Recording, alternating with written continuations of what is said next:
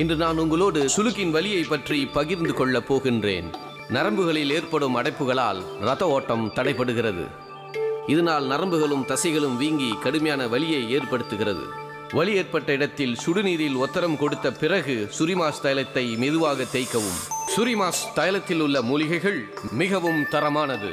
அது உடனடியாக சுளுக்கை போக்கி வலிகளை நீக்க உதவுகிறது. இன்றே பயன்படுத்தி பாருங்கள். சுரிமாஸ்.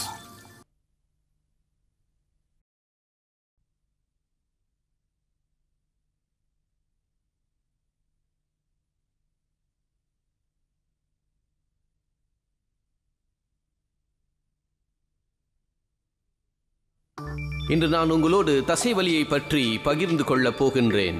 தசைவலி முதுமை அடையும் பொழுது அதிகமாக காணப்படுகிறது. பலமான வேலைகளை செய்யும் பொழுது கனமான அழுத்தத்தினால் தசைப்பிடிப்பு உண்டாகிறது. இதனால் தசைகளில் வலி ஏற்படுகிறது.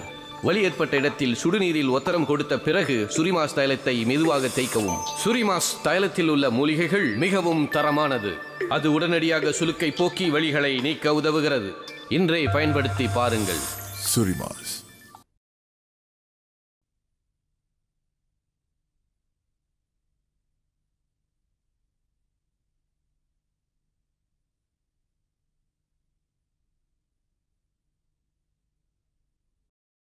இன்று நான் உங்களோடு மூட்டு வலியை பற்றி பகிர்ந்து கொள்ளப் போகின்றேன். அதிகமான வேலை செய்வதனால் முதுமையில் நரம்பு தளர்ச்சி காணப்படுகிறது. இதனால் மூட்டு வலி ஏற்படுகிறது.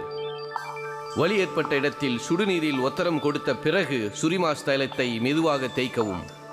சுரிமாஸ் தைலத்தில் உள்ள மூலிகைகள் மிகவும் தரமானது. அது உடனடியாக சுளுக்கை போக்கி வலிகளை நீக்க உதவுகிறது.